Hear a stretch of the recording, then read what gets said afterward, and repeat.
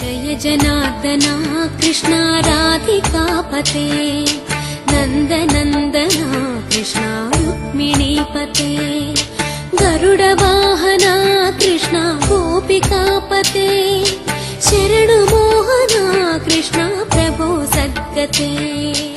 శివ, నీకేమన్నా మాంసం అంటే కరువా? ఏమిటయా తినడం? ఇంగిలి మాంసం మొక్క తినడం ఏమిటి? అంత మాంసం తినాలి అనుకుంటే నీ దగ్గర లేదా?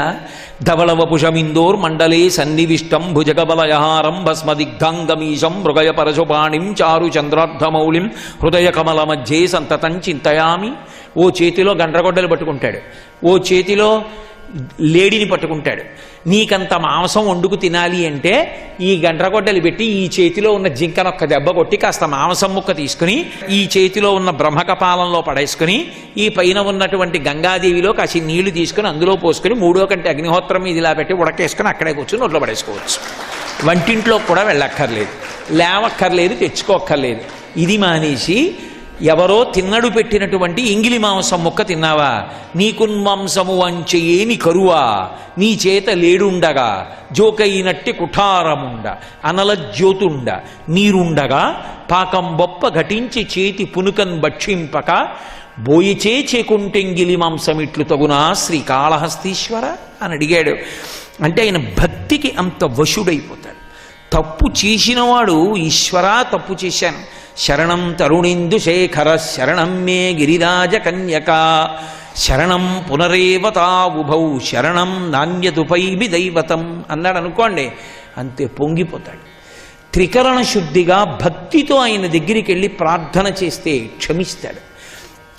ఆ హృదయం ఉన్నవాడు కనుక దేవతలు ఋషులు అందరూ వచ్చి ఆయనని స్తోత్రం చేశారు. ఊర్ణనాభిగతి, ఈ విశ్వ జనన వినాశ వృద్ధి హేతిభూతుండవగుచుందు విషరుద్ర, ఈశ్వర ఈ సమస్త విశ్వానికి నిర్మించేవాడివి నువ్వే, వృద్ధి చేసేవాడివి నువ్వే, వినాశనం చేసేవాడివి నువ్వే. అటువంటి నువ్వే మా మీద ఆగ్రహిస్తే మేమెక్కడ నిలబడతాం, కాపాడమన్నారు. మళ్ళీ దేవతలందరినీ అనుగ్రహించి భగుడికి కళ్ళిచ్చాడు. పూష అనబడేటటువంటి సూర్యుడికి దంతములను అమరేటట్టుగా అనుగ్రహించాడు. అలాగే భృగువికి మీసాలు గడ్డాలు మళ్ళీ మొలిచేటట్టుగా అనుగ్రహించాడు.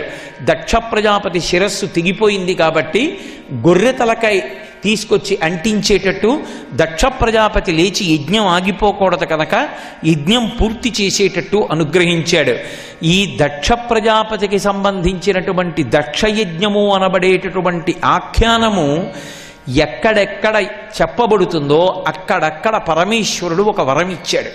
ఎప్పుడైనా ఈ దక్షయజ్ఞ ధ్వంసమనబడేటటువంటి కథని ధీయుతులై చదివిన, ధీరుండై వినిన, వాడు మంచి బుద్ధితో చెప్పిన, మంచి బుద్ధితో విన్నా, ఆ కారణం చేత అటువంటి వాళ్ళందరికీ కూడా ఆరోగ్యము కీర్తియు కలుగును, తొలగును భవబంధంబులు. అటువంటి వాళ్ళందరికీ కూడా ఆయుర్దాయం కలుగుతుంది, అపమృత్యు దోషం పోతుంది.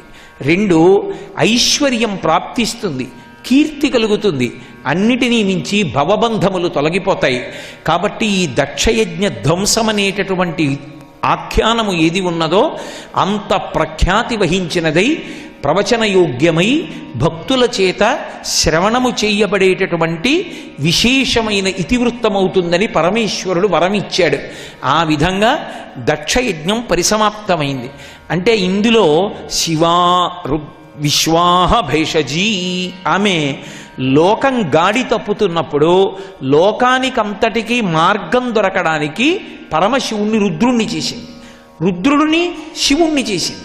చేసి ఆమె వలననే దక్షయజ్ఞ ధ్వంసమై శివనామాన్ని ధిక్కరించకూడదని, శివనింద చెయ్యకూడదని, శివనామ భజన చెయ్యడం లోకానికి ఉత్తమమని లోకానికంతటికీ తెలిసేటట్టుగా ఆ తల్లి చేసింది. అటువంటి ఆఖ్యానం దక్ష ప్రజాపతికి సంబంధించిన ఆఖ్యానం. అదే తల్లి అదే తండ్రి బిడ్డలు చేసినటువంటి అపరాధాల్ని దృష్టిలో పెట్టుకోరు. ఎందుచేత అంటే మీరు చూడండి, అసలు బిడ్డ అనేటప్పటికే వాళ్ళ యందు ఒక లక్షణం ఉంటుంది, అపరాధం చెయ్యడంతోనే వాళ్ళ జీవనం ఉంటుంది. అసలు బిడ్డ యొక్క జీవన ప్రారంభం ఎక్కడుంటుంది అంటే అపరాధముతో ఉంటుంది. తల్లిదండ్రుల యొక్క జీవితం ఎక్కడుంటుంది అంటే క్షమించడంలో ఉంటుంది. అమ్మ అంత కష్టపడి పిల్లాన్ని కంటుంది, మృత్యు సదృశమైనటువంటి వేదన పొందుతుంది, పాలిస్తుంది. అమ్మకి ఈ ప్రపంచంలో అన్నిటికన్నా విలువైన వస్తువు అంటే ఒక్కటే. ఏమిటి ఆమెకి విలువైన వస్తువు అంటే ఆమె మెడలో మంగళసూత్రం. ఆ ఏది ముట్టుకున్నా ఊరుకుంటుంది. ఆవిడ మెడలో మంగళసూత్రాన్ని ఎవడైనా ముట్టుకున్నాడో ఆవిడ అంగీకరించదు. ఏ స్త్రీకైనా తన ప్రాణం కన్నా ఎక్కువ మంగళసూత్రమే. ఎందుకు దాని పేరే మంగళసూత్రం? ఎందుకు మంగళసూత్రం అయింది అంటే తన మెడలో కడుతూ భర్త ప్రతిజ్ఞ చేస్తాడు. అది తల్లితో చేయడు, తండ్రితో చేయడు, ఎవ్వరితో చేయడు. మాంగళ్యం తంతునానేనా మమ జీవన హేతున కంఠే బధ్నామి శుభగే త్వం జీవ శరదాం శతం అంటాడు. నేనున్నానని గుర్తు నీ మెడలో ఉన్న ఈ సూత్రము అని చెప్తాడు. ఆమె యొక్క ఐదోతనానికి గుర్తు ఆ మంగళసూత్రం.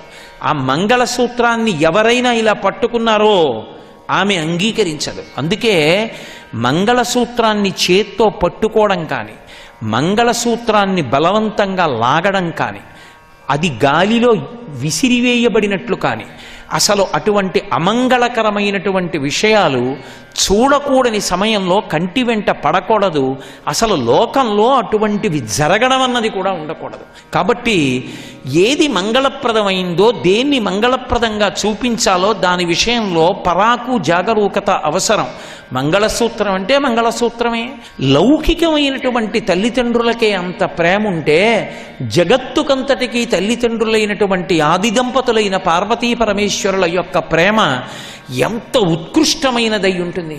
వాళ్ళు లోకం చేసేటటువంటి ఎన్ని తప్పుల్ని భరించి వహించి సహించి క్షమించి చూస్తూ ఉంటారు. కాబట్టి మనం ఇన్ని తప్పులు చేసినా కూడా ఇంకా అన్నం నోట్లోకి వెడుతోంది అంటే శర్వాణీ స్వరూపమైనటువంటి ఆ తల్లి యొక్క క్షమాభిక్ష, ఆమె యొక్క ఔదార్యం, ఆమె యొక్క దయాగుణం, శంకరుని యొక్క దయాస్వరూపం, వాళ్ళిద్దరి యొక్క లక్షణం అటువంటిది.